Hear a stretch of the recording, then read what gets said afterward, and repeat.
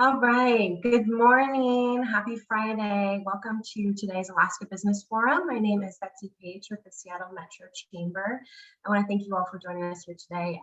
Believe it or not, this is a year in doing virtual Alaska Business Forum. So I just want to thank everyone who has stuck with us. I certainly miss mingling with all of you at the chamber offices, but no, we'll get there again soon. So you'll get ready for that bacon coming up soon. I just have a few quick announcements before we transition to a great program today.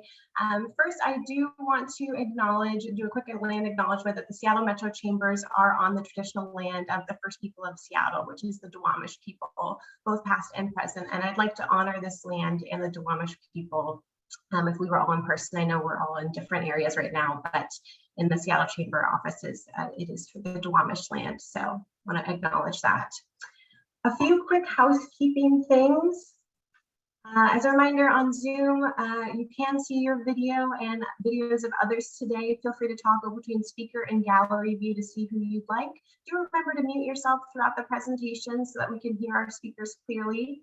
And you will notice that today's session does include a live transcript. And you can hide this by clicking on the live transcript hide subtitle at the bottom of your screen if you'd prefer to not have that transcript. And we do not have a Q&A box for today's session. So do let us know if you have a question in the chat box or with the raise hand feature. We will have time for Q&A at the end of our session with our speakers, and George and I will call on you during that time as well. So do let us know in the chat if you have a question. Okay, those are all of my housekeeping items. So I would like to welcome our chair, George Rowe, to take away the program. George, welcome. Oh, and George, I can't hear you.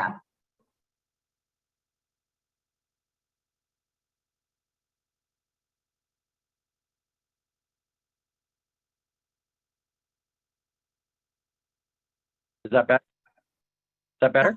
Yep, I can hear you. Okay. Thank you, Betsy, and appreciate everyone's patience there. Good morning.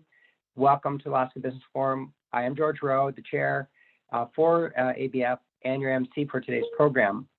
We're going to be discussing all things Arctic today: policy, partnerships, community impact, all these updates in one of the world's most unique regions and a place of dynamic change. In my day job, I serve as a director for the Department of Energy's Arctic Energy Office, and I firmly believe these are critically important matters and opportunities. And so I'm eager for our discussion and our interaction. Before we get started with the program, I want to sincerely thank Alaska Airlines, our series sponsor. Scott Haberstad from Alaska Airlines is with us. And Scott, could you make a few opening remarks, please? Good morning, George, and good morning, Alaska Business Forum. It's great to be here. It's great to see Rachel and some other good friends that I haven't seen in a while. I hate it that it's virtual. I told somebody the other day, I'm looking forward to hugs and handshakes again, but it's not time to do it now. But that day's coming soon. And, you know, Betsy brought it up, you know, it's been a year since we've gone virtual on these, and wow, what a year it's been. I mean, at Alaska Airlines, we have basically re-engineered the guest experience when traveling on Alaska Airlines, from the touch points all the way through, from the booking process to the time you get off the airplane. We are a cleaner, safer airline than we were a year ago. And I'm excited at all the stuff we've done. In fact, you know, George talked about his day job. My day job is sales at Alaska Airlines, sales and community marketing in the state of Alaska. But I can tell you this afternoon, the HAB4, Amy, Jack, and Scott, and Katie, we are going to be product samplers. We're going to Hawaii for a week to enjoy some sun, because I believe I live in the Arctic. If you look at my backyard, it's been a whopping about 10 degrees over the last 3 months, and I do live in Alaska. So we're going to go experience some of the sun and sand. I hope you do too. We've got great nonstop service from the West Coast, and it's safe in Hawaii. You get tested and you go. The testing process is easy. You can visit our website at alaskaair.com to give you all the details, but the time to experience the sun is now if you're comfortable. And with that, I'm going to turn it back over to George and Betsy and look forward to this fantastic presentation. Thank you, and we appreciate your business.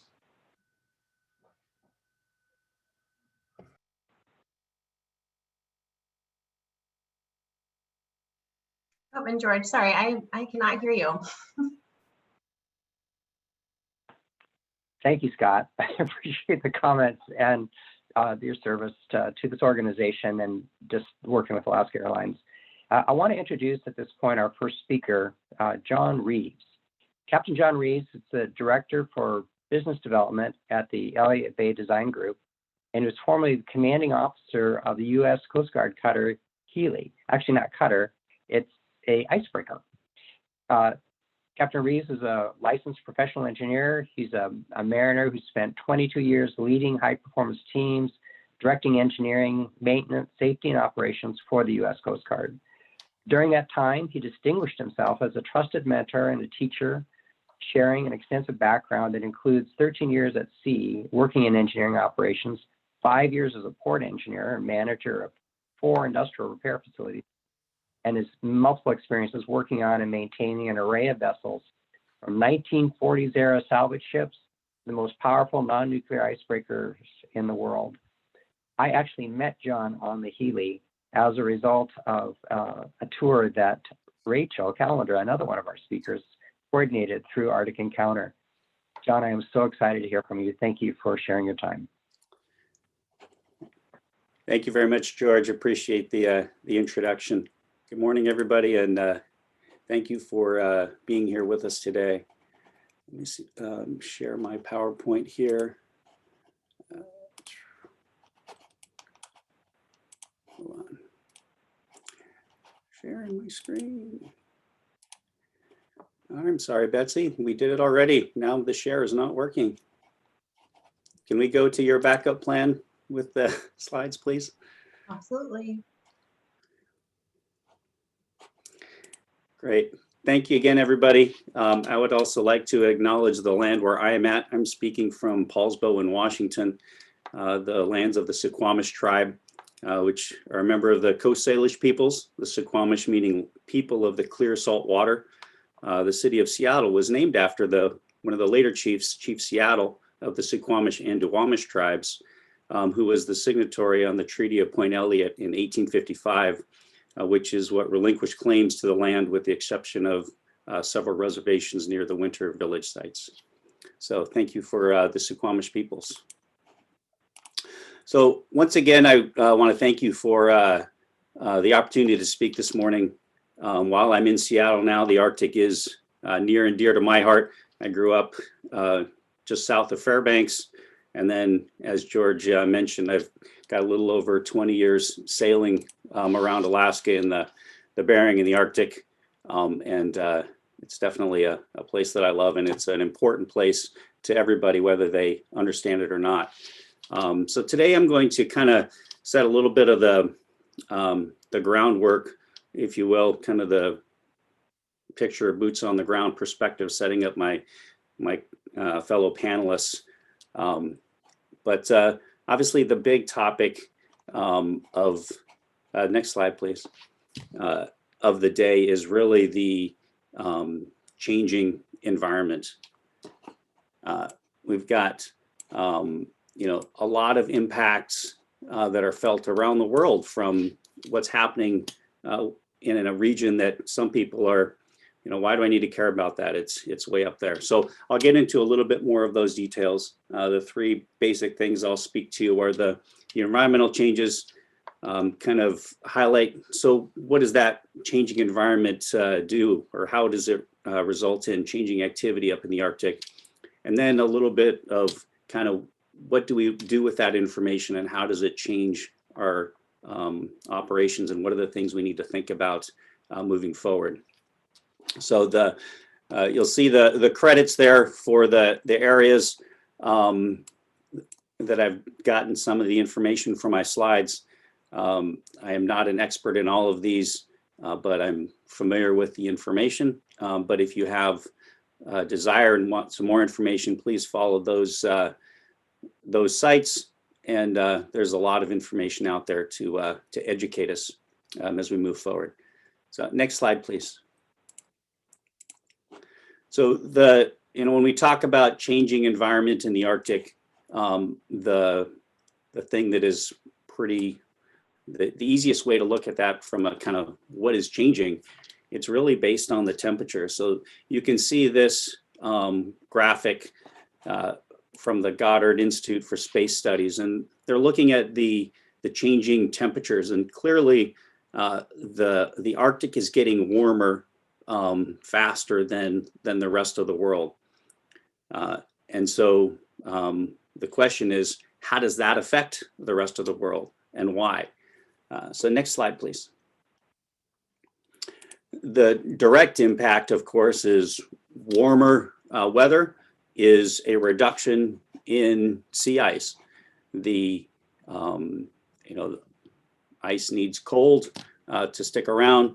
And then there's kind of this reinforcing factor called the albedo effect, where as the ice melts, that water is darker, it absorbs more heat, it gets warmer, which then both melts the rest of the ice faster and also prevents the ice from growing back in the fall as quick, because the water is warmer and the water has to cool down enough to begin with before the ice will form.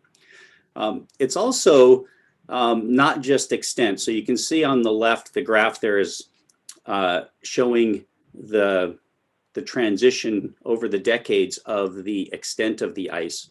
From a climate perspective, you're looking at 30-year averages, but it's also pretty telling in my mind to look at it and kind of from a decadal perspective. You can see that in the 80s, all the pink lines are much higher than the 2010s, all the purple lines. So there is a clear trend of less ice extent.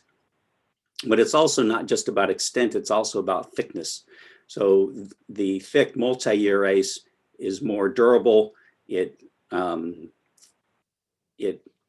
reflects a little bit better the heat, the solar heat, and it's there multi-years, as the name implies. The first year ice, the new ice that comes and goes every year, that's really kind of the extent that we're talking about. But as the ice pack shrinks, then there's less of that multi-year ice. So you're kind of starting off from a lower place with the following year.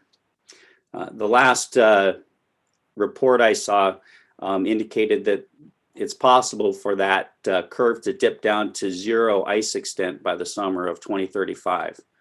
So potentially an ice-free summer in 35.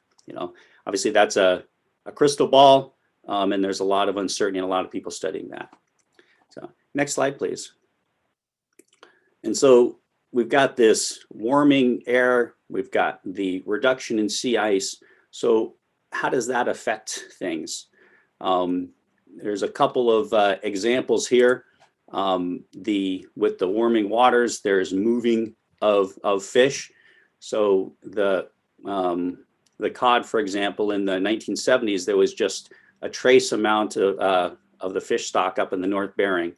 In 2010, 3% of the stock was up in the northern reaches of the Bering, and in 2017, just a few years later, it was up to 27% of the stock. So there's clearly a transition and a moving of the living marine resources, which affects, of course, both fishing industry and also the communities and the peoples that are living up there. The warming environment is melting the permafrost, which, the buildings are settling, things like that. And then in the bottom right here, you see a picture. This is Shishmaref. And as the ice is also gone, then you also have increased impact from storms and waves, and is literally washing communities away, which is a huge impact, both immediately and then also long-term impacts to culture and livelihoods. Excuse me. So, communities that have been living in harmony for thousands of years are now seeing rapid change. Next slide, please. So, obviously the environment changing affects the people that live there, but why are folks that are not local residents, why do they care? Why are they interested? Why are they coming to Alaska? Aside from what I was talking about earlier, where the weather and changes in the Arctic is clearly sharply experienced locally, it affects the weather patterns throughout the whole world. And then you've also got the resources that are there. You've got the timber, which is a resource in its own right. There's also opportunities for carbon offsets. So for example, the Chugach Corporation in South Central is selling carbon offset credits to California, which essentially the corporation will not harvest those trees. The trees get bigger, they sequester more carbon for longer periods of time. So it's kind of a win-win. They get income from retaining their resources, from retaining the ability for a subsistence experience. And there's also a sequestering of carbon from a worldwide global benefit perspective. There's the minerals that are there. You know, there's a lot of research looking and trying to find the deposits. Alaska already has 3.8% of the US non-fuel minerals in 2020 for a little over $3 billion in value. The need for rare earth metals is dramatically increasing with the electrification boom and initiative on zero emission vessels and the battery technology that's required for that, and battery cars. Those themselves all require natural resources to for the creation of the chemistries and the components of those batteries. So, next slide, please. So what does all this mean? It means that there is changing activity, both from regional transportation, international shipping, science research, and then also international impacts. Next slide, please. So this is a really good graphic that I got from Marine Exchange of Alaska, Captain Page down there and others, that really shows you know, what this activity is looking like. You can see a significant increase in the years of total traffic. You can see the colors of the different types of traffic, you know, tugs and towing for the you know, resupply and distributing of materials, both for communities, but also for industry. You can see some fishing, not a lot. And then on the left side of the straits, you can see a lot more of the big black lines, which is the tankers. There's a lot of transportation of LNG tankers, for example, on the west side. All this increase in activity has led to a need for a little bit more regulation. So next slide, please. The IMO has recently approved a voluntary traffic separation scheme in the going through the straits. You can see it helping to guide vessels around, for example, Nunivak and St. Lawrence Islands, helping to keep them in safe waters, but also provide a little bit more of a system to provide for safer shipping. Next slide, please. If we kind of zoom in on the Bering Straits themselves, you can also see a trend there. In 2010, there was obviously a lot more activity on our side as the oil and gas exploration has subsided, but it has increased on the other side. So you can kind of see the trends there. One of the things, it's not just vessels passing through. Some may have heard this past year, there's also increasing military activity by the Russians. They had an exercise in the northern Bering Sea, which happened to overlap the 100-fathom curve where a portion of the US fishing fleet was operating. And the Russian aircrafts and a submarine actually came over and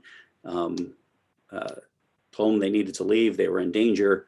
And it was kind of a surprise to a lot of folks that A, that it happened, and B, that there wasn't advance notice of that. But it's an example of increasing activity.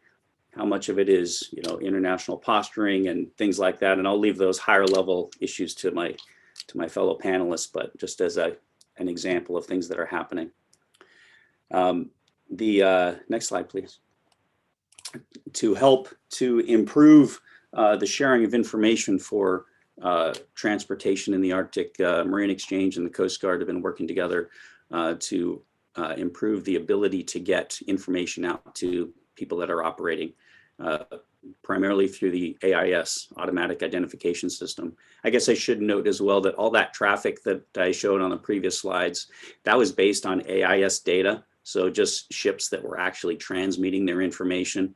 There are other vessels, whether intentionally or smaller vessels that aren't equipped, that are also traveling and transiting through the area that weren't captured even in those slides. But it's not just ice conditions or aids to navigation.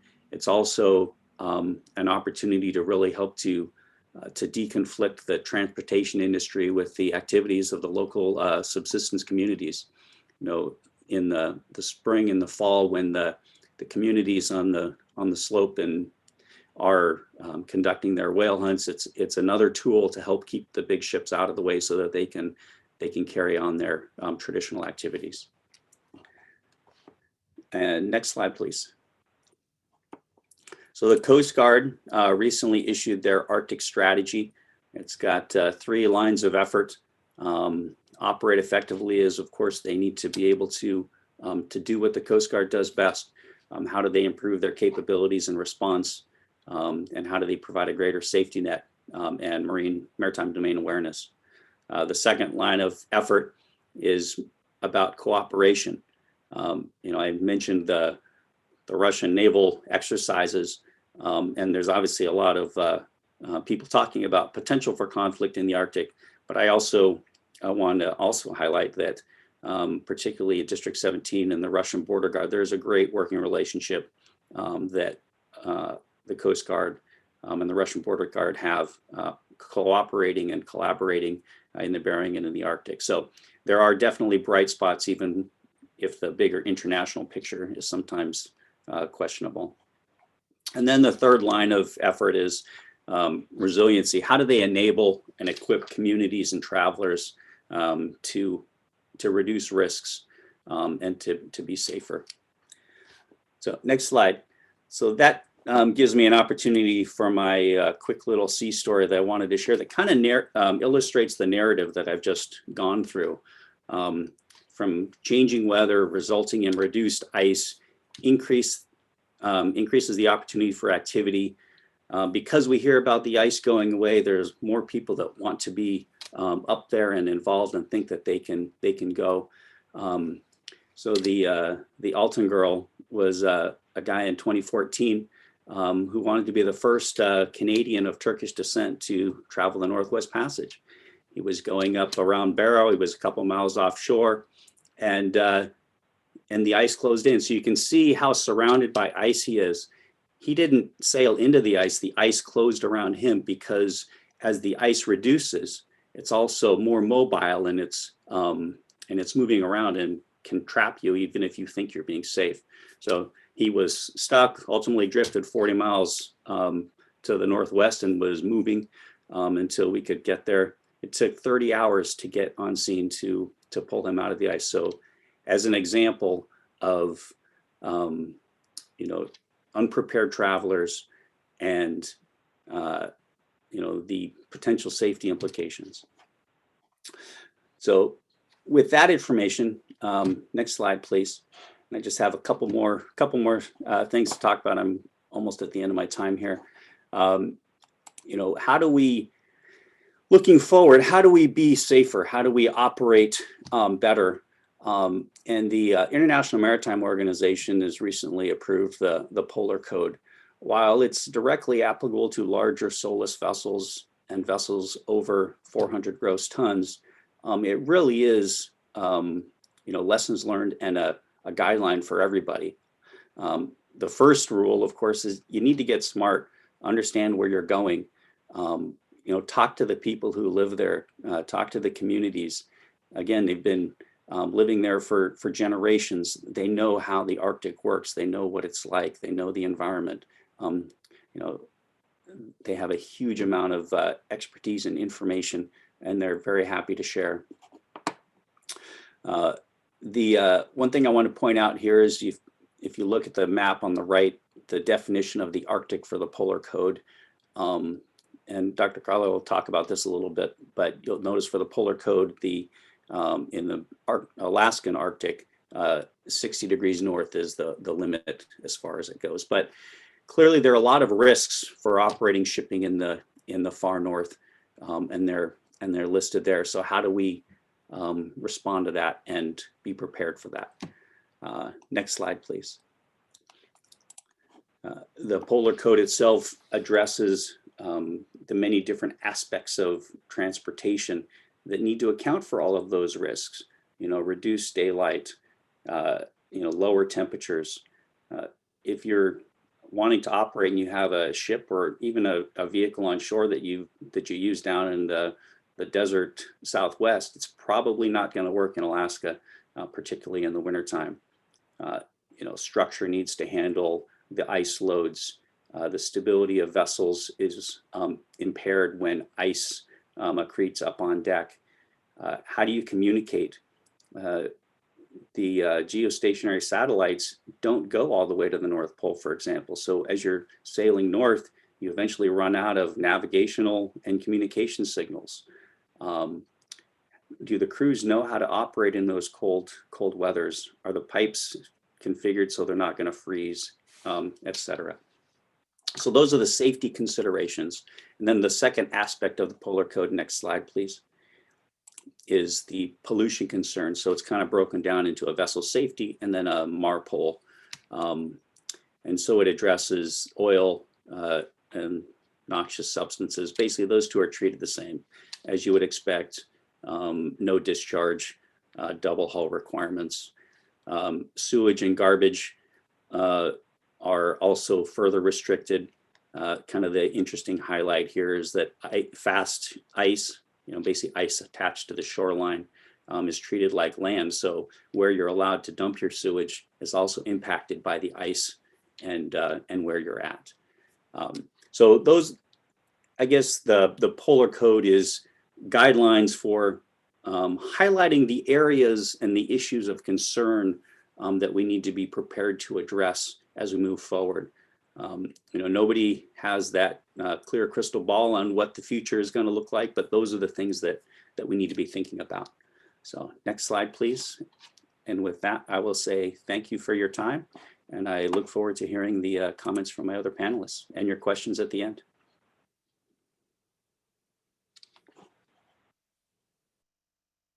Thank you, John. Wow, so much to think about there. Let's go directly to our next speaker. That's Dr. Nikush Carlo. She's founder and the chief strategist at CNC North Consulting. She previously served as a senior advisor for climate and Arctic policy to the governor of Alaska in the period 2017 to 2018. She was a senior advisor at the U.S. State Department for the U.S. chairmanship of the Arctic Council during the 2015 to 2017 period. And she served as the executive director of the Alaska Arctic Policy Commission from 2013 to 15. Dr. Carlo is Athabascan Indian, and she has deep roots in the interior Alaska communities of Fairbanks and Tanana, where she's raised. Dr. Carlo received a PhD in neuroscience from the University of California at San Diego, and she has a Bachelor of Science in psychology from the University of Alaska Fairbanks. Dr. Carlo, we're eager to hear your remarks. Thank you. Thank you very much, George. And hi, everyone. Betsy, can you just give me a thumbs up as audio, okay? Yes. Okay, great. Yes, good morning. Hi, I'm Nikush Carlo, the CEO of CNC North Consulting. I want to acknowledge that today I'm joining you from the unceded and traditional homelands of the Duwamish peoples in the middle of Seattle, Washington.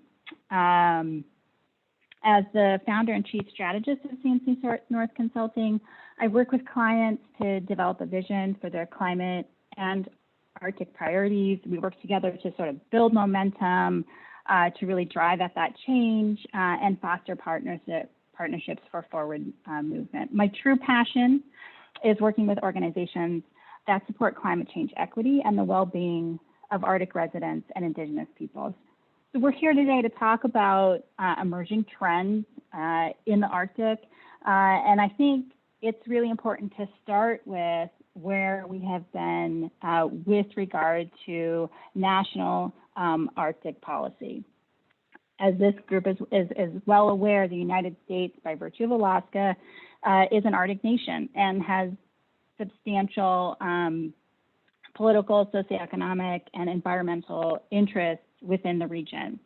Really, over the last 50 years, the national interests and objectives in the U.S. Arctic have remained remarkably stable. And I think that's a really important point. Across administrations, in varying contexts, Nixon, Reagan, Clinton, Bush, Obama, to Trump, we've seen a lot of consistencies. And I'm not going to talk about all of the relevant policy pieces of policy out there that we could point to. I'll just say that you could go back as far as 1971 to the National Security Decision Memorandum. I'm going to jump forward to the 1984 Arctic Research and Policy Act, which provides a definition for the Arctic, but also sets up some key sort of infrastructure related to Arctic research that I will come back to. You could also look to the 2009 Arctic Policy Directive, also called the NSPD 66, the 2013 National Strategy for the Arctic Region and the accompanying implementation plan, documents that were created by the White House Arctic Executive Steering Committee in 2015 and 2016, jump ahead to the 2018 National Ocean Policy, the 2019 Presidential Memorandum on Ocean Mapping. So there's a lot of resources out there. And if you look at all of these sort of policy documents at the national level, there are a couple themes that have been remarkably consistent over that 50-year period. One is to enhance the well-being of Arctic residents, an emphasis on the themes of cultural vibrancy, economic development, and health. The second is to advance stewardship of the Arctic environment, great emphasis on the marine environment and globally driven change. The third is strengthening national and regional security with an additional emphasis on risk management and emergency preparedness. And then more recently, I want to highlight a theme that has really come out in the last 20 years, and that's understanding the Arctic as a component of planet Earth. So looking at the existing and potential impact of the change in the Arctic region on lower latitudes. And you can look to the nation's science technology development priorities to see some of that, to the ocean mapping priorities and international science priorities. So these, again, remarkably stable, these sort of four policy drivers are still very relevant to today's needs. And in addition, I want to mention just briefly, relevant to this conversation about emerging trends in the Arctic, the Arctic Council, the U.S. is a participant in the Arctic Council, and it's really been a bedrock of cooperation among the 8 Arctic states and the 6 permanent participants over the past 25 years. So again, another long-standing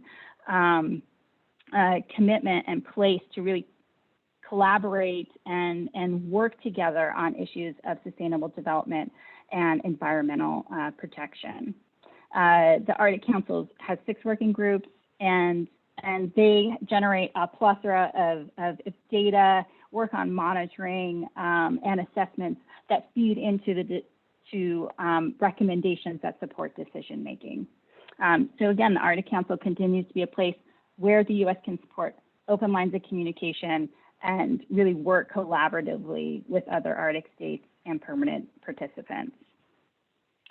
So what kinds of things are happening? What kinds of actions are happening here early in the Biden-Harris administration, from climate change to social justice?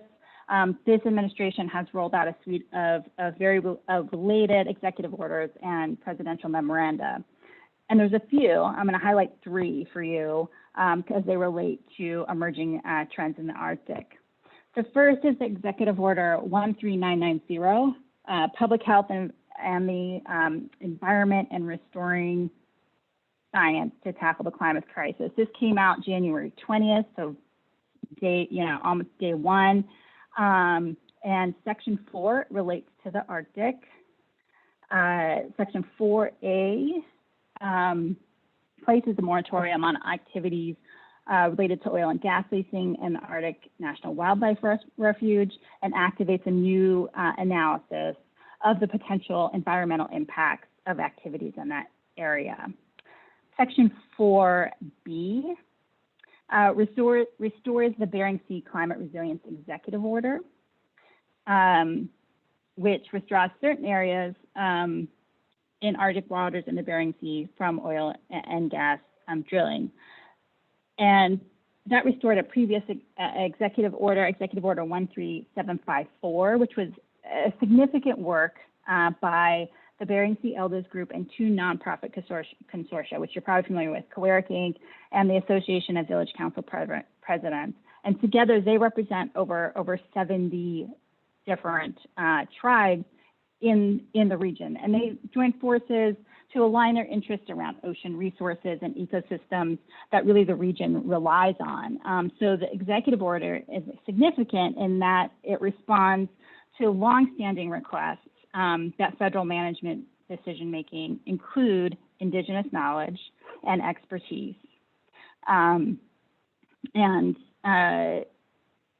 Many but really quickly, it's Indigenous knowledge is sort of this interconnected, holistic, natural world, includes our culture, the spiritual world, and also our governance structures and social arrangements. Basically, human society are part of the ecosystem. So this was a really significant executive order. I point to it as an example of tribes informing and working with the federal government in a way that supports local priorities, and in a way that establishes a process for continued collaboration. The second action I want to highlight for you is the Memorandum on Tribal Consultation, and this really highlights respect for tribal sovereignty and self-governance, and a commitment to fulfill federal trust and treaty responsibilities, including regular and meaningful and robust consultation. So this memorandum reaffirms Executive Order 13175 related to federal agencies and departments consulting with tribes on issues that have tribal implications, and also charges those federal agencies and departments to create an action plan for implementing those tribal consultations. And so this is a significant action in the early days of an administration. Something like this didn't come out until later in the Obama administration, to honor and recognize the federal government commitment to uplift dialogue and listen to tribes, as well as supporting tribal self-determination and leadership. The last action I want to highlight for you is Executive Order 14008. That's the order specifically on tackling the climate crisis at home and abroad. This came out January 27th. And the order recognizes that climate change affects a sort of wide range of subjects and reaffirms the U.S. Position and priority for advocating for greater climate action across a number of different international fora, from the G7 to specific fora that you've heard about already from John in terms of shipping, but also the Arctic, which relates back to the Arctic Council, the ocean, sustainable development, and other topics. There is a specific piece of that executive order that points to the Arctic, and that says the Secretary of Homeland Security shall consider the implications of climate change in the Arctic, including an analysis of the security risks of climate change, and to provide annual reports on the progress to incorporate climate risks into the security planning analysis and other efforts. So these actions, I think, signal a renewed commitment to cooperate on climate change actions, continued cooperation through the Arctic Council, and recognition of the risks of climate change in the context of national security. So we can really be proactive, focus on that future planning, and prepare to respond. So together,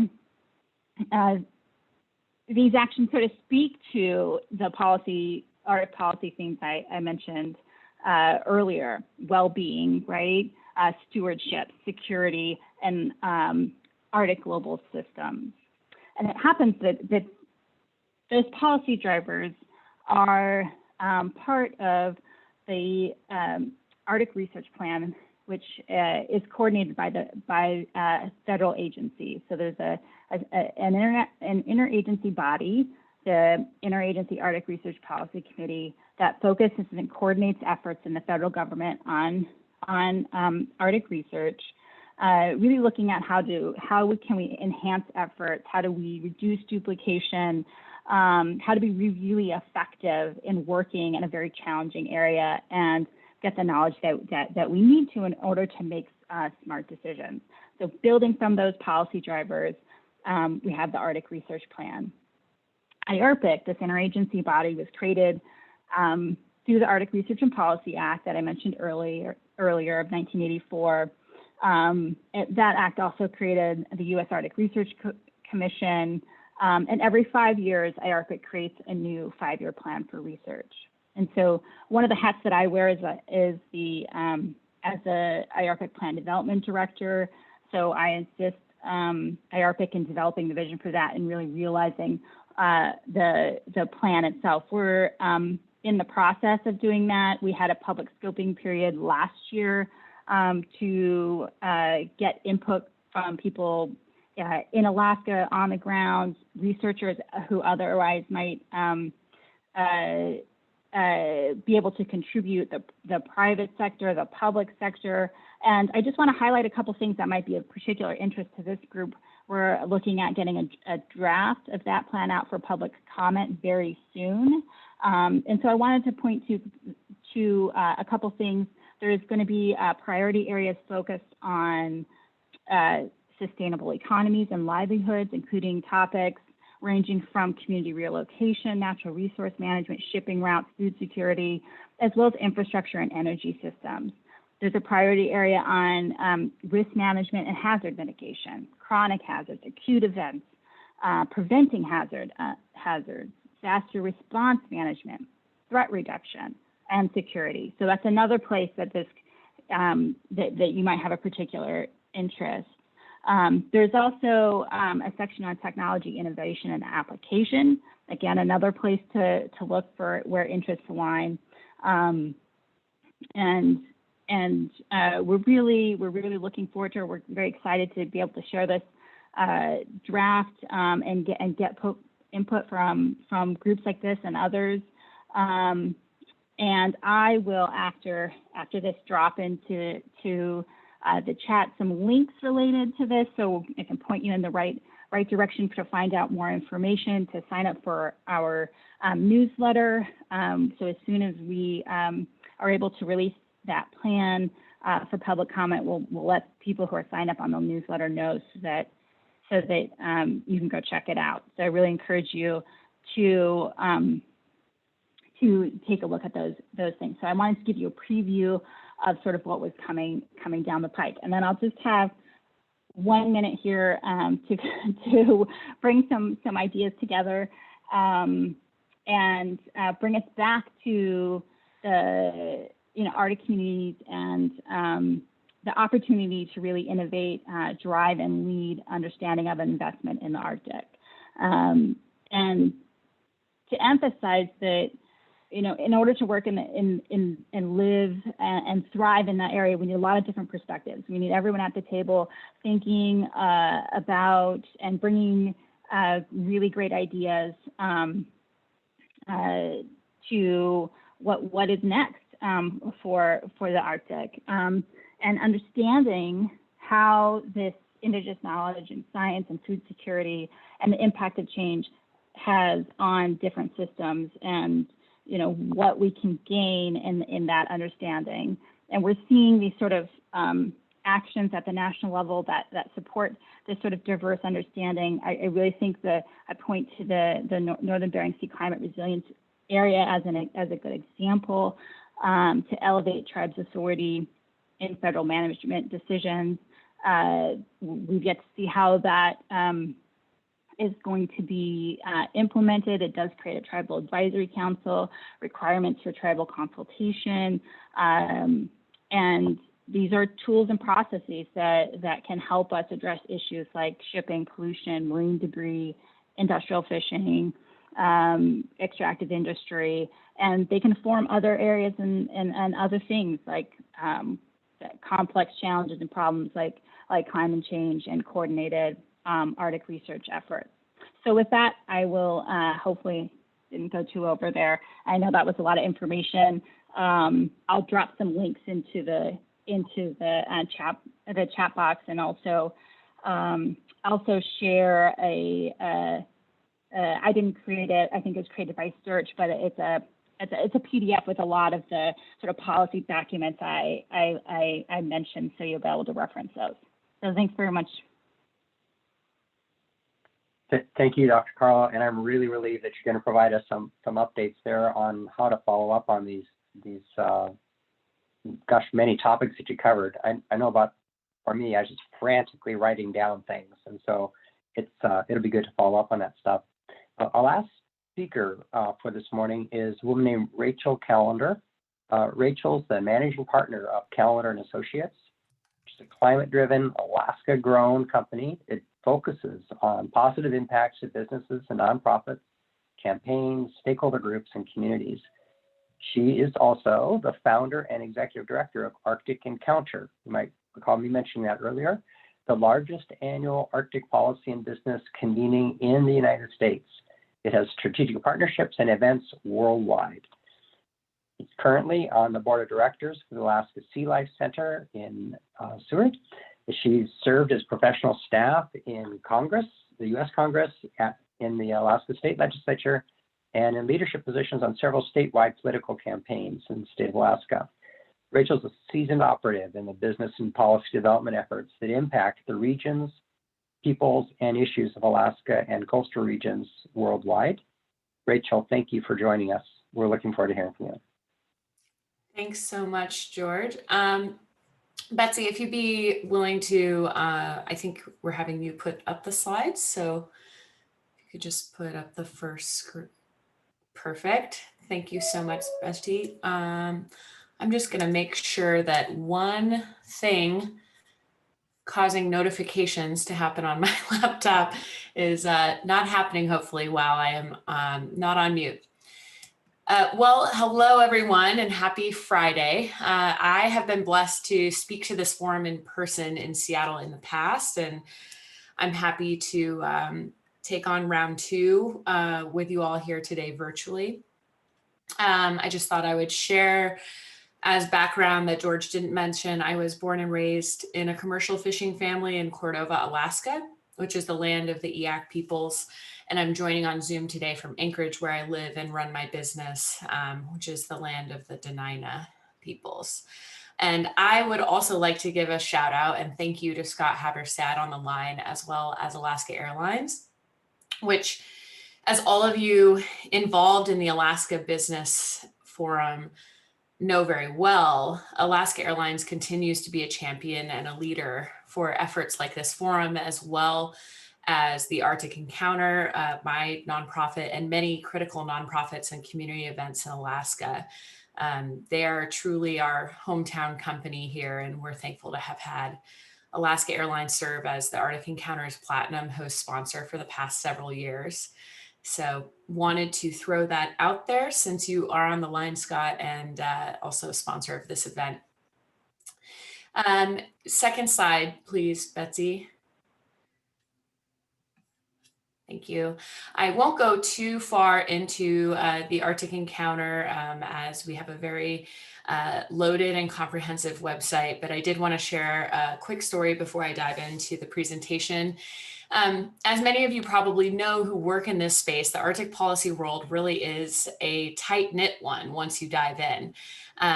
I founded the Arctic Encounter as a second-year law student, actually in Seattle. I am a graduate of the University of Washington Law School. So I used to call Seattle my second home. And as a second-year law student, I decided to go after a very limited and coveted spot on the Healy icebreaker as an observer on a several-week ice mission into the Arctic ice cap. And as you might imagine, it took some serious convincing when it came to the dean and my professors to even get to go. At a certain point, and I'm not sure I ever mentioned this to John, but at a certain point, I decided that the ice mission was a once-in-a-lifetime opportunity, and I notified my dean that if they said no, I couldn't go, I would simply take the quarter or the semester off in order to go. And needless to say, at that point, they said I could go. And it was an incredible experience. And John Reeves was the captain of the Healy on that mission. And it was an honor to see him work in that capacity and to now still be working together and collaborating in forums like these. And I'm also thrilled to report that for the past several years now, he has served on the advisory board at the Arctic Encounter. So a fun fact, and also going back to how tight-knit some of the collaborations and the community in this space can be. So let's see, this slide just simply outlines a little bit about our organization, and the list there highlights where our convening work primarily takes place. However, we're always looking to expand that list. Next slide.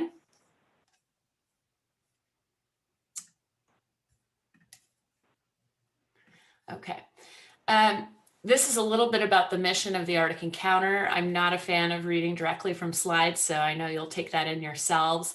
I was asked to give a brief update on where we'll be heading post-COVID. As you might imagine, as a nonprofit focused on in-person events, which tend to be, several hundred people, we have certainly not been able to safely host meetings in the US or otherwise throughout COVID. And we did so with great caution and care for our participants and our sponsors.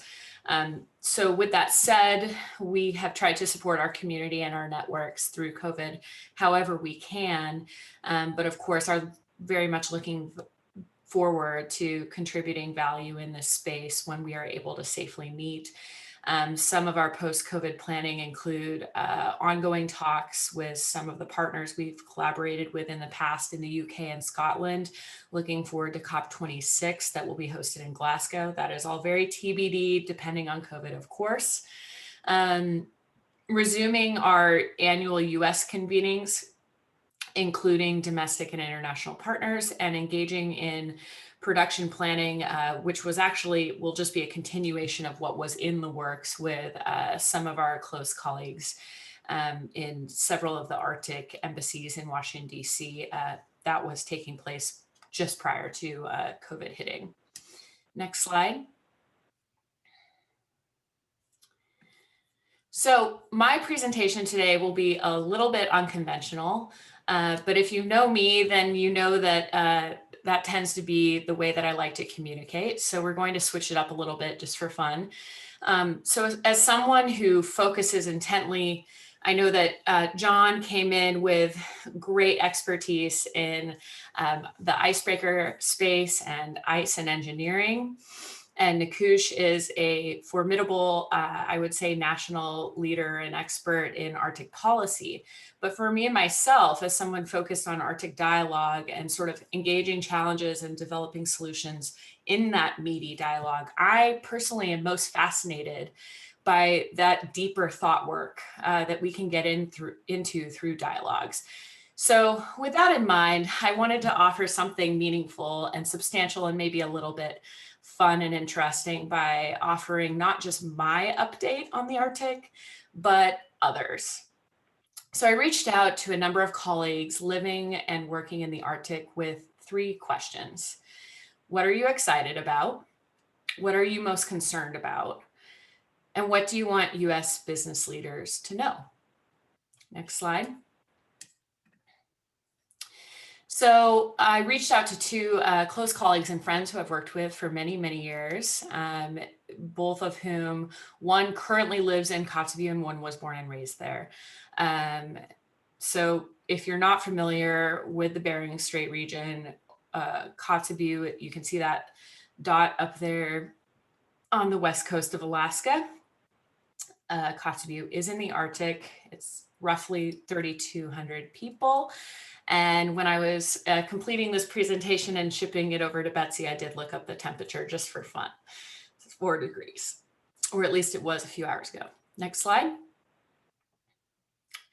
So the first person I wanted to highlight is Greta Shirk. She currently lives in Kotzebue, but was raised in the village of Kiana, which is right on the edge of the Kobuk sand dunes, which are, I consider to be like, they should be on the World Wonders list. So give that a Google if you've never heard of them.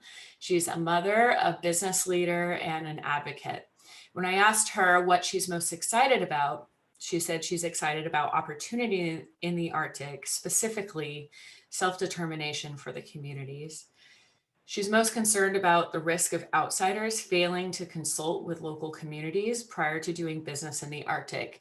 That touches back, obviously, to some of what Nikush covered in terms of consultation, but it is a very real concern for many living in the Arctic. What do you want U.S. business leaders to know? U.S. business leaders should consider the people and families whose homes are in the Arctic, who have lived there for millennia. Consult with us and take into account the impacts your business decisions will have, in her words, on my mother, my great aunt and uncle, as well as my small nieces and nephews and my 18-month-old son. Those decisions can impact generations of families, good or bad. I obviously included this question knowing that this presentation would be given specifically to you, to Seattle and US business leaders. Next slide. The next person I spoke to, who I mentioned was raised in Kotzebue, but currently lives a bit further south in Palmer, Alaska. Jackie Catalina Shaffer. She is an Inupiaq from Kotzebue, Nana region, and her family ancestors are all from the Northwest Arctic. She is a mother, a tribal health leader, and a traditional healing leader. She is excited about the collaboration between Indigenous people, science, and academia, evolution for 500 future generations. She's most concerned about the lack of response from state and federal partners to climate change, defense, and devastating impacts to infrastructure. Again, going back to some of the policy priorities and discussions that Nikush highlighted, again, the concerns are very real, and we hope that with every succeeding administration, as well as Alaska's leadership, that they can keep front of mind the concerns that are actually held by those in the Arctic. She believes that US leaders should consider the ability to forge new solutions when collaborations with 15,000 years of Indigenous knowledge, and begin to see the Arctic as a vital resource in response to rapidly changing environments. Investing in the Arctic will only strengthen our nation. I couldn't agree with that more. Next slide. The next person I wanted to sort of pull with these three questions lives in Utqiagvik, formerly known as Barrow, far up north on the Arctic coastline. It's an incredible sight to see. And if you want to get there after COVID, definitely reach out to Scott, as Alaska Airlines goes there, I think almost daily. Utqiagvik is a beautiful community. It's often underestimated by the population, I would argue, based on its location. With 4,200 people, that's much larger than the community in Alaska that I grew up in. And as of a few hours ago, it was negative 24 degrees. Definitely need to be prepared if you're visiting in the winter. Next slide. So Bobby Ida is an Inupiaq from Utqiagvik. She's a teacher at Ilisavik College, which is a tribal college in Barrow in Utqiagvik. Business owner, mother of 4, and she's a very renowned, at least statewide, if not in other locations in the US. She's a very renowned and very well-respected traditional Parker parka designer, seamstress, and a creative, and also the ways in which she works with fur are really unique. She has featured her designs and participated in the Far North Fashion Show for several years running at the Arctic Encounter, and we hope you'll be able to attend and take in some of that beautiful design work at some point in the future. Bobby is most excited about the Arctic when it comes to having their daylight come back right now. They're getting close to spring whaling as well, which is a really exciting and important time in the community. She is most concerned about President Biden not consulting with Indigenous tribes and land issues. They have caribou herds and animals that need to be protected. Climate change is a real thing. Over the past 5 years, our ice cellars have started to melt, and previously we never had a problem with that. Just so you know, ice cellars are very important in a lot of Arctic northern communities. For a whaling community, specifically like Utqiagvik, they store the whale meat, including the blubber, everything that's very important to their subsistence lifestyle, underground in these cellars. So for the tundra, to be thawing and impacting those cellars, it's a really big deal. It really can't be underestimated in that sense. Their subsistence hunting seasons are changing. In her words, our fall whaling season is usually in October to November, but since the ocean has been getting warmer, our whales have been coming earlier than usual. Last fall, the first whale was caught August 25th, which was very unusual. There are many changes taking place in Utqiagvik. One elder told me a few years ago that he started to observe high wind storms that brought ocean waves into the beach, which storms are not completely uncommon. Granted, I've never lived there. This is through reports and conversation. But one thing this elder shared was that he was born in a sod hut outside of Utqiagvik in a smaller village. There's nothing really about the environment that he doesn't know. And when these storms started to hit the coast in Utqiagvik, they were bringing in fish and small crustacean species that he and his elders had never encountered and were not part of the traditional knowledge that he was aware of. So going back to some of the change and observations that John reported on, this is all being reported on as well through traditional knowledge channels, which oftentimes can hold a tighter record than we even know through our own sort of modern or Western science observations. Next slide. So I decided to ask one colleague that was outside of Alaska. I know we're kind of focused on Alaska and Arctic being the Alaska Business Forum, but I did want to ask a friend in Russia for his perspective, knowing that John would be covering Russia as well. Camille lives in St. Petersburg, Russia.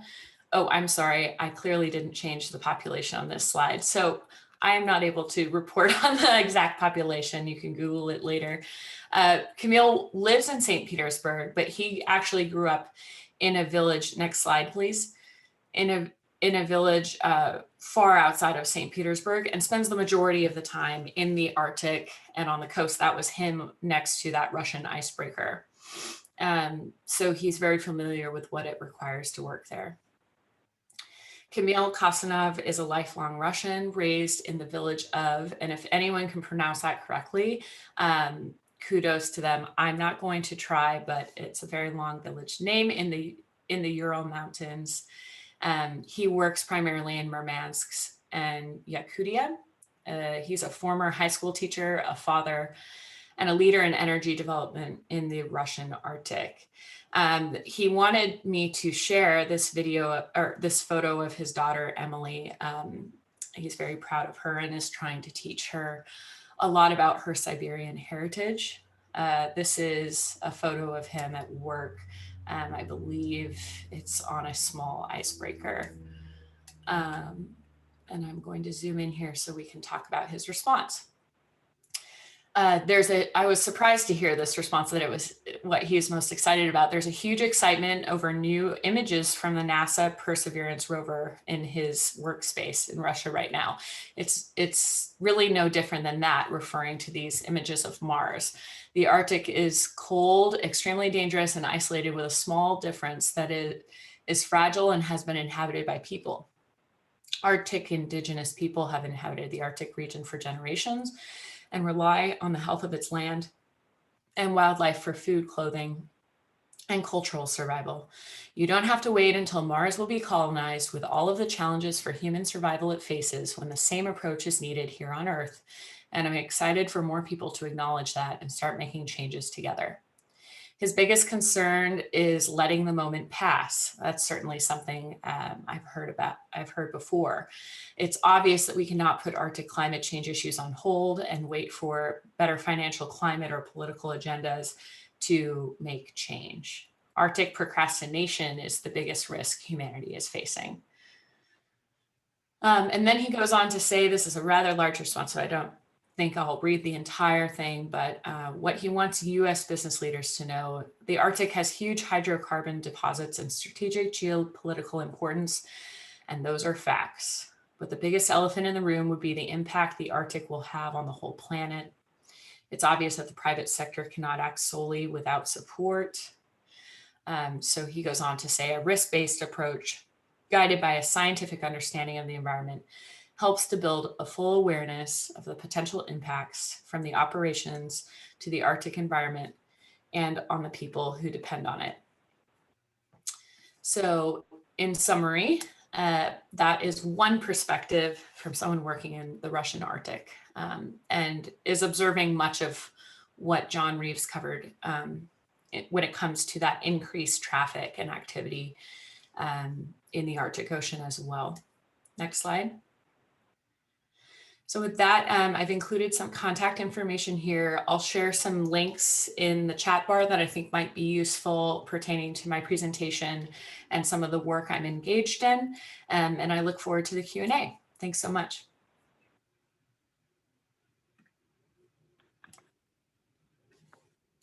Thank you, Rachel. Lots again to think about there, and thank you for all of those speakers for posting your inputs and resources in the chat thing. I don't know if we'll be able to share the slides, but I think Rachel, the conversations that you just had with those 4 individuals were particularly compelling. I wonder if there's a way of you sharing at least that subset of your presentation with us. So let's go to audience question time now. Just so you recall, there's no actual Q&A box. Instead, we'd like you to use the digital raise your hand feature to let us know if you'd like to be called on, or post a question in the chat box. If it's for a particular individual, let us know that. Betsy, do we have any that have come to you privately? Yep, I have one, and just wanted to note also the great resources that were shared by our panelists today. I will compile those from the chat as well and send those out in our follow-up email as well. So no need to save all those links now if you don't need to.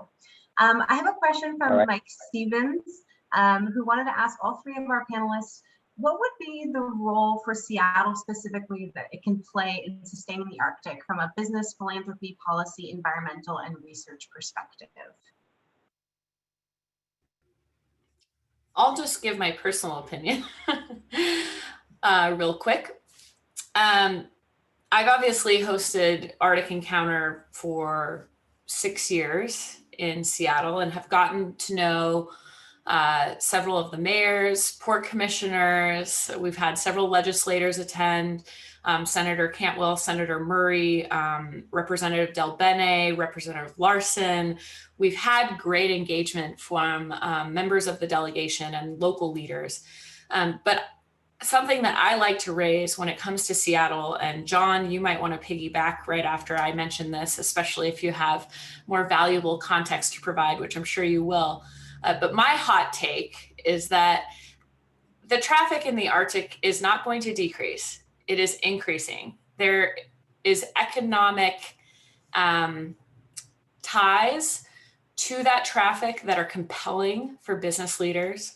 There's something like, John, correct me, something like, oh, I'm going to mess this up, 900 nautical miles you can shave off from the most heavily used transportation route between the two biggest commerce hubs if you go over the top. I've heard environmental activists say that they hate that because it'll be going through a fragile environment where there are icebergs and other things to worry about. However, with the ice melting, I've heard other conservationists argue that that will reduce fossil fuels over time and there will be less traffic and so potentially less collisions and spills. You can go either way on that. I think right now the most popular argument is don't do any commerce there. But we know that Russia holds the greatest amount of space in terms of coastline in the Arctic, and they have no ifs, ands, or buts about increasing commerce and traffic up there. So they really hold a lot of the purse strings in decision making there. There's a lot of politics going into the checkpoints for the Northern Sea route, which is preferable to major shippers as opposed to the route over Canada. So obviously, John and people who focus on marine technology and engineering can go way in the weeds on that, but here's my point. Alaska is mission critical to both routes because no matter where you're coming from, you will meet and then come down the Bering Strait. Unless you're entering, or thereabouts between Europe and Greenland or Canada. But we know that, let's argue, at least half the routes will want to come through the Bering Strait because they'll be coming in that direction for either reason. We don't have strong response or port infrastructure in the Arctic. John can speak to that. The Healy is a research platform. That's what it was built for. We don't have, the national security or oil spill response capabilities that we need. The military acknowledges this. Everyone acknowledges this. The communities also deserve to benefit from that traffic, in my opinion. And that should be done with port infrastructure build-outs, but also strong consultation with what that should look like so that they have a say. There is consultation when it comes to subsistence, fisheries.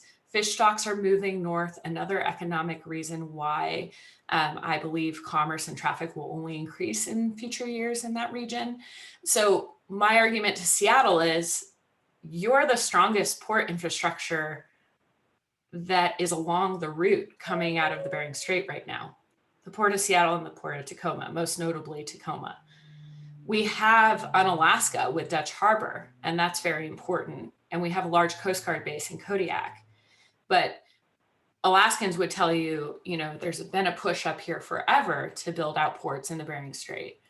And I know that there's support for many in the Coast Guard and the Navy for that as well. It's just a matter of national priorities and funding. But whether you want to argue that in terms of national security, fisheries, commerce with shipping, or oil spill response and environmental response, it needs to be a priority, and it will only serve to benefit the ports in your region as well. So that would be my argument to bring it home to the state of Washington in a very real and practical way, that Alaska having support and hearing from you all in DC on that priority is pretty mission critical, especially if we continue to see the decreases in ice. I guess I would just follow on that a little bit, kind of from the first part of the question, the role for Seattle. Obviously, from a infrastructure, most everything aside from the subsistence experience and living that the communities are striving to maintain. The Seattle is kind of the conduit for a lot of the, all the infrastructure, the financing and everything else. All the big projects come through Alaska. I think the important thing is that for Seattle to realize and kind of come at it from a how can we help you Alaska perspective. There's obviously people outside of Alaska have a lot of ideas about what should happen in Alaska. But as has been pointed out by both my panelists and also the folks that Rachel reached out to, they can't do that in a vacuum. It has to be in conjunction and collaboration with the people that actually live there. What are their priorities? So that needs to drive the improvements, that's not the right word, but the investments and moving forward. Quick comment on the Trans-Arctic thing. So while yes, the ice is receding and there are a lot of people looking at that transpolar route, and there's going to be increased traffic, I hadn't actually heard it put in the context of, well, they're shorter routes, so there's less pollution from that. That's a great observation, and I don't remember the number for how much shorter it is, but it is clearly shorter. But the thing that I wanted to point out there is that because it's such a shallow strait, there actually is a physical limit. It's not like we're going to be having super tankers and these big, 20,000 TEU container ships going through there because they physically won't fit. So there's going to be some balance of increased traffic, but it can't be the Suez Canal because it just physically won't work. So thank you. Can I jump? Hoping I can jump in here too, because I think there's a really excellent point that have been made, and I want to add that another one of these critical pieces, which you heard from I think both the Rachel and John, is, and I want to emphasize, support sort of diverse information, local knowledge, and indigenous knowledge coming into contribute expertise and be at the table during all sort of levels of decision making. I do want to speak to another asset that some of the other assets that I think are here in Seattle, and that's the sort of tech and investment arenas.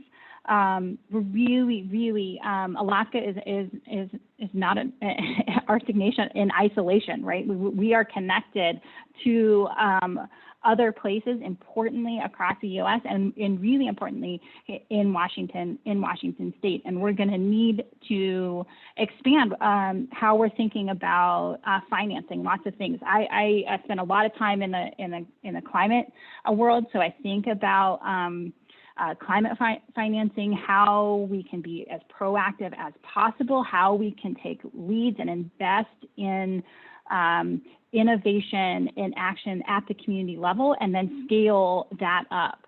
And one of the things I'll pitch to you is creating, this is an idea that I've been working on for a while, creating what I call a climate response fund that can draw from a diverse funding sources, blend those funding sources together, use collaborative governance at the local community level, and really support that on-the-ground action that is needed so that communities can prepare, that ideas can kind of bubble up and come to fruition and translate other places.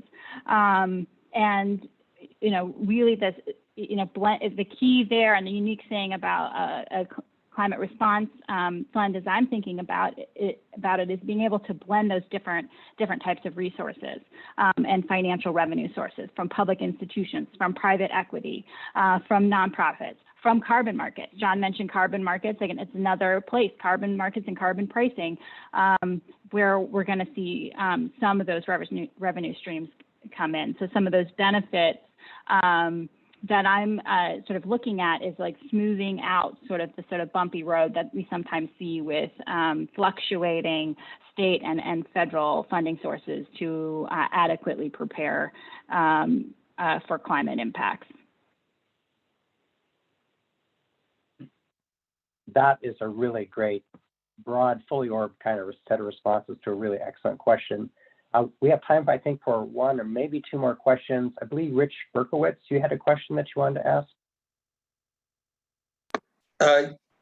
It was kind of answered earlier, but real quickly, for Captain Reeves, I guess, what's the likelihood of liner shipping occurring in the next generation through the Arctic? I mean, I know you've had the numbers from the Marine Exchange, and it shows a dramatic doubling of ship traffic.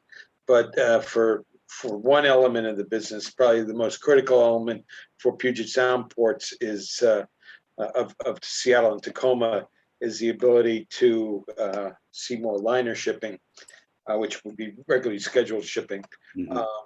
So any thoughts on that, Captain Reeves? Yeah, I think, the biggest issue that's, I think, holding that up,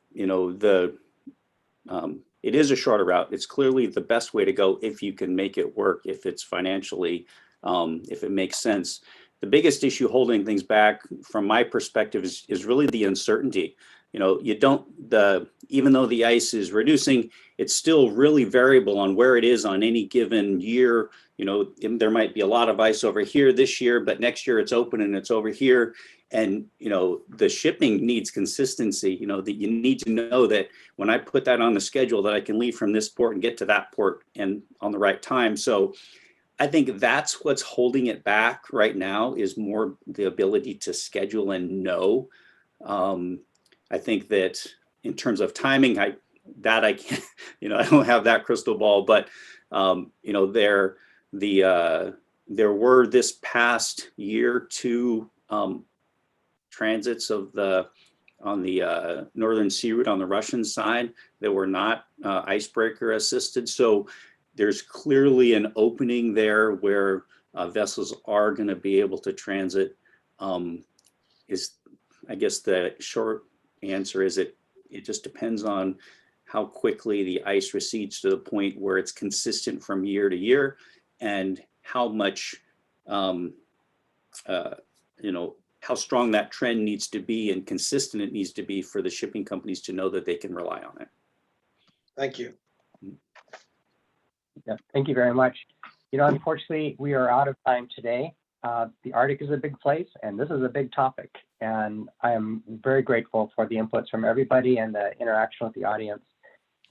Let's go ahead and close this part of our program. And Betsy, would you bring it on home for us with any final remarks and look ahead?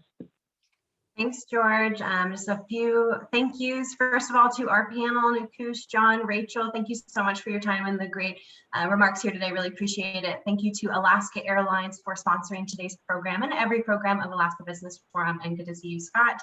And of course, thank you to George Rowe, our trusted MC and Alaska Business Forum chair. Really appreciate all of you so much, even virtually from far away. As you know, we have a next program coming up next month on April 1st. No, it's not Fools. It's a real program. Sorry, my jokes are really late this morning. It's going to be on buying into Alaska, innovation and investment opportunities. We're going to be joined by Chris Rose, who is the founder and executive director of REAP, and Isaac Vandenberg, the CEO of Launch Alaska, and some other speakers as well. So it's going to be a really great presentation. I hope you join us for that. And with that, that's all I have. I hope you all have a great weekend and that we'll see you next time. So please take care. Bye-bye. Thanks, everybody. Bye-bye. Feel free to reach out if there's any other questions also. You got it. Have a good day.